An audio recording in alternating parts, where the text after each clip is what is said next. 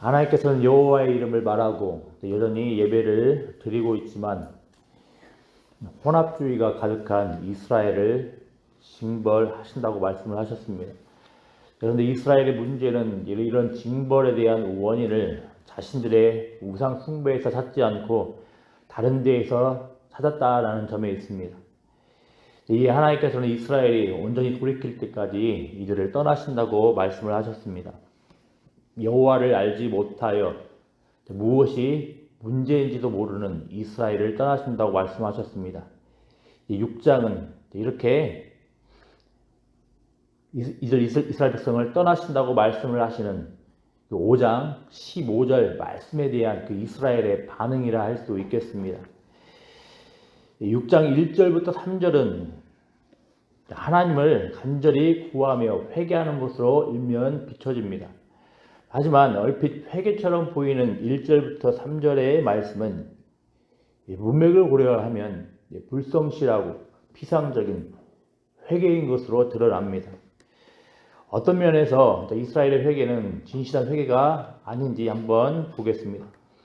1절을 보면 고난을 받은 이스라엘이 이 고난이라는 문제의 원인을 어디서 찾는지가 드러납니다. 이스라엘은 앞선 5장에서와 달리 이번에는 고난의 원인을 하나님의 징벌에서 찾습니다. 그래서 이들의 이런 인식이 1절에 오라 우리가 여호와께로 돌아가자. 여호와께서 우리를 찢으셨으나 도로 낫게 하실 것이요 우리를 치셨으나 싸매어 주실 것입니다. 라는 반응으로 나타납니다. 이스라엘은 이렇게 자신들이 겪는 고난의 원인을 하나님에게서 찾고서 하나님께로 돌이키고자 합니다. 이들은 하나님께로 돌이키면 고난이 해결될까라고 믿으며 반응을 하고 있습니다. 이들의 이런 인식이 2절 말씀으로 연결됩니다. 2절 내용에 따르면 여호와는 어떤 분이십니까? 하나님께로 돌이킨 이스라엘을 일으키시고 다시 살게 하시는 분이라고 합니다. 쉽게 말하면 하나님께서 이스라엘에게 주신 고난을 거두신다라는 겁니다. 특히 이스라엘의 기대 혹은 믿음에 따르면 하나님은 이스라엘을 아주 빨리 회복시켜 주시는 분입니다. 2절에 언급된 이틀 후에 셋째 날은 보통 아주 짧은 시간을 뜻하는 일종의 관용어입니다. 여호와께 돌이킬 때 여호와께서 금방 회복시켜 주실 것이라는 그 믿음을 가진 이스라엘은 이제 핵심적인 고백을 합니다. 우리가 여호와를 알자, 힘써 여호와를 알자. 그에 나타나시면 새벽빛같이 어김없나니 비와같이 땅을 적시는 늦은 비와 같이 우리에게 임하시리라 이렇게 고백을 합니다. 앞서 우리는 하나님께서 제시한 이스라엘의 근본 원인은 다름 아닌 여호와를 알지 못하는 것임을 살펴봤습니다. 따라서 3절에 나오는 이스라엘의 고백, 우리가 여호와를 힘써 알자는 일면 하나님의 이런 이스라엘 향한 고발이 이스라엘을 회개로 이끌지 않았나 생각할 수 있겠습니다. 그렇지만 다시 1절부터 3절에 나오는 이스라엘의 회개를 보면 회개라고 보기에는 의심스러운 부분이 있습니다. 잘 보면 이스라엘은 여호와께로 돌아가자고 말을 하고 있으나 자신들이 겪는 고난이 자신들의 우상 숭배로부터 기인한다는 사실을 단 하나도 말하지 않고 있습니다. 우리들이 익히 알고 있는 다른 구약 성경의 회개와 비교하더라도 이들 이스라엘에게는 죄에 대한 진정성 있는 태도가 전혀 나오지 않고 있습니다. 대신 이들 이스라엘의 회개에 두드러지게 나타나는 점은 우리가 이렇게 돌이키니 하나님은 빨리 자동적으로 자기들을 회복시켜 주리라는 일방적이고 편향적인 기대, 믿음의 모습뿐입니다. 이런 기대와 믿음이 새벽빛같이 땅을 적시는 늦은 비와 같이 내용이 잘 드러납니다. 당대 이스라엘이 하나님과 겸하여 예배드리는 대상 바알신은 구름과 번개를 주관하는 풍요의 신이라고 합니다. 당대 이스라엘 백성은 이런 바알로부터의 풍요를 기대하고 바알 제사를 드렸을 겁니다. 당대 이방인들처럼 자신들도 바알신에게 제사를 드리면 바알신은 이 제물을 받고 자기들에게 때를 따라 규칙적으로 풍요를 가져다 준다는 그 믿음과 기대를 공유를 했을 겁니다. 이스라엘은 계절, 때를 따라 규칙적으로 바알신이 비를 줄 것이라고 기대하고 믿었던 겁니다.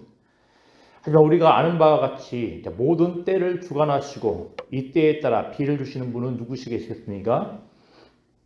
은혜로 비를 내려주시는 여호와 하나님이십니다. 이스라엘이 바알신을 섬기면서 기대했던 것처럼 하나님은 사람들의 제사, 제물에 매여서 자동적으로 때가 되면 비를 주시는 분은 아닌 겁니다. 안타깝게도 1절부터 3절에 언급된 이스라엘의 회개는 하나님을 바알신처럼 제한하는 그릇된 회개의 모습입니다. 자신들이 돌아가기만 하면 하나님은 그 즉시 자동적으로 자신들을 회복시켜준다는 그릇된 기대에 기반한 회개처럼 보입니다. 자기들이 겪는 고난을 하나님의 뜻과 관련지어 성실히 회개하는 모습이 필요함에도 이들은 고난과 환난에서 벗어나기 위해서만 하나님께로 돌이키는 모습을 보이고 있는 겁니다. 4절 말씀은 이런 이스라엘의 회개가 불성실하고 피상적인 회개임을 분명히 보여줍니다. 4절을 보면 이런 에브라임을 보고서 더 나아가 이런 에브라임을 앞으로 따라가게 되는 유다를 보고서 깊게 고뇌하는 여호와의 말씀이 나옵니다. 내가 내게 어떻게 하랴? 내가 너에게 어떻게 하랴? 그리고서 너희의 인애가 아침 구름이나 쉬 없어지는 이슬 같도다 말씀을 하십니다. 여기서의 인애는 여호와에 대한 이스라엘 백성의 신실한 믿음과 사람들에 대한 성실한 사랑일 겁니다. 그런데 이스라엘의 인애가 아침 구름, 이슬로 표현되고 있습니다. 이것은 그만큼 여호와에 대한 이스라엘의 신앙이 얼마나 성실하지 못했음을 보여주는 겁니다. 그리고 이런 내용들은 앞서 살펴본 이스라엘 회개가 그릇된 회개였음을 분명히 보여주는 겁니다. 1절부터 3절에 나오는 이스라엘 회개가 온전한 회개였다면 4절에서의 하나님의 이런 반응은 모순되는 겁니다. 그러므로 이렇게 불성실한 회개를 하는 이스라엘 백성들을 하나님께서는 말씀으로 심판하신다고 말씀을 하시는 겁니다. 마찬가지입니다. 사실 이스라엘의 이런 불성실하고 피상적인 회개는 오늘날의 우리들의 모습 가운데서 적잖이 나타나는 경우가 있습니다.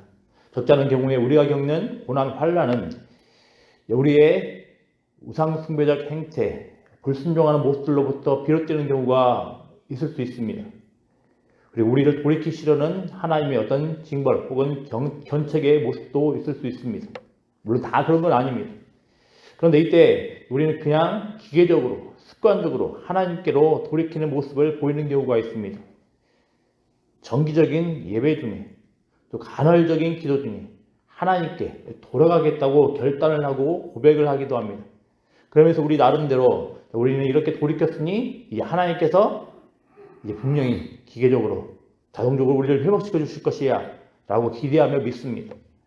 물론 예수 그리스도의 십자가를 온전히 의지하여 하나님께로 나아갈 때 하나님은 우리를 용납하시고 우리의 죄를 용서하십니다. 그렇지만 우리는 오늘 본문에 언급된 불성실하고 피상적이고 습관적인 회개의 신용만 보였던 이스라엘 모습이 없는지 우리 자신들을 더 내밀히 살펴봐야 합니다.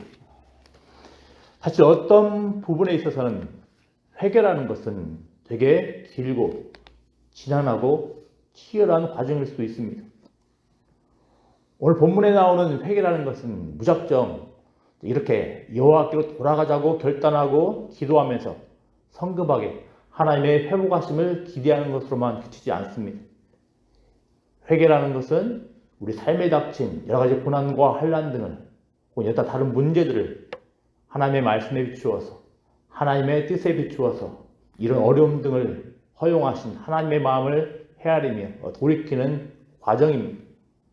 회개라는 것은 단순히 고난을 벗어나기 위한 해결 과정이 아니라 이런 어려움 등을 통하여서 하나님의 뜻을 벗어나 살아가는 그 죄가 얼마나 악하고 허망하고 그릇된 것인지를 인식을 하며 하나님께로 돌이키는 과정입니다.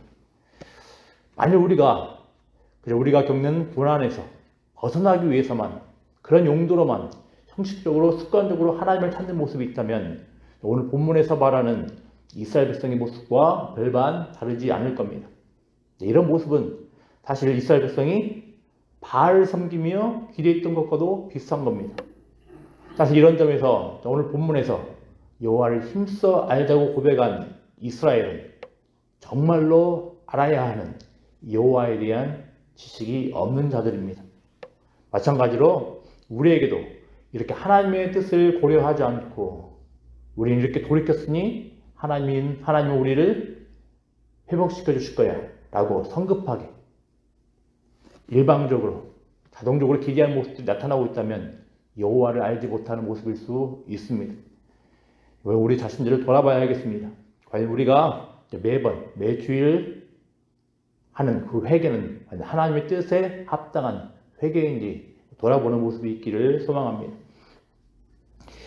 이 6절에 바로 이런 이스라엘 백성들이 정말로 알아야 하는 여호와가 원하는 것이 언급됩니다. 이스라엘 백성이 정말로 알아야 했던 여호와는 어떤 분이십니까? 우리 같이 6절 말씀을 우리 같이 읽어보겠습니다. 6절 말씀입니다. 나는 인애를 원하고 제사를 원하지 아니하며 번제보다 하나님을 아는 것을 원하노라. 아멘. 물론 하나님은 제사를, 번제를 무조건 원하지 않는다고 말씀하시는 것은 아닙니다. 근데 문제는 무엇이겠습니까? 이런 제사와 번제는 인애를 따라 나아가야 하는데 그렇지 못한 것에 있는 겁니다. 인애는 앞에 말씀드린 대로 인애는 언약적 용어입니다.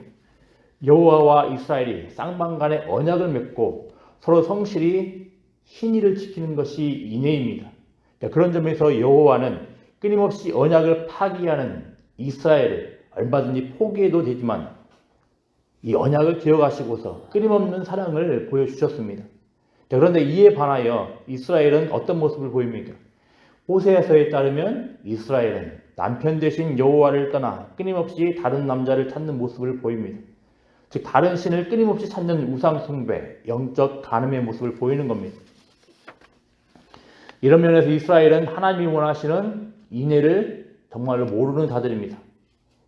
지식적으로 알 수는 있겠지만 하나님이 원하시는 인애를 정말로 모르는 자들인 겁니다.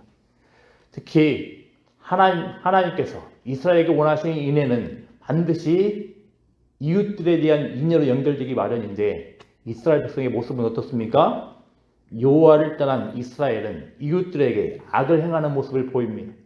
여호와에 대한 인애가 없으니 이웃에 대한 인애도 무시되고 사라지고 있습니다. 그래서 7절부터 11절에서는 이웃들에 대한 인애가 사라져버린 이스라엘 안에서 벌어지고 있는 악한 모습들의 구체적인 예시가 나오는 겁니다. 7절을 보면 이스라엘은 언약을 어겼다고 나옵니다. 즉 언약 백성에게 기대되는 인애의 모습이 없는 겁니다. 물론 7절에 아담처럼을 특정 성읍을 가리키는 아담에서로 이해할 수도 있겠습니다. 어찌됐든 중요한 것은 이스라엘 가운데 지금 언약을 따라 인애의 모습이 없다는 겁니다. 8절도 마찬가지입니다. 길르앗이라는 성읍을 보니 인애의 모습들이 없이 폭력과 살인이 가득하다라는 겁니다. 심지어 9절을 보니 여호와를 아는 지식, 곧 율법을 가르치고 제의를 주관하는 제사장들이 어떤 모습을 보이고 있습니까? 살인하며 사악을 행한다고 합니다. 9절에 나오는 세겜은 이스라엘에게 아주 중요한 의미를 갖는 성읍입니다. 그 유명한 그리심, 에발, 축복과 관련된 장소입니다. 언약과 관련된 장소인 겁니다. 또 여호수아가 가나안 땅의 기업을 모든 이스라엘 지파에게 분배하고서 마지막으로 이스라엘 백성에게 유언을 하면서 언약을 갱신했던 장소가 바로 이 세겜입니다. 근데 이런 언약과 관련해 중요한 의미를 갖는 세겜길에서 다른 자들도 아닌 제사장들에 의하여서 살인이 자행되고 있는 겁니다. 이렇게 이스라엘 가운데 인애의 모습이 사라져버린 겁니다.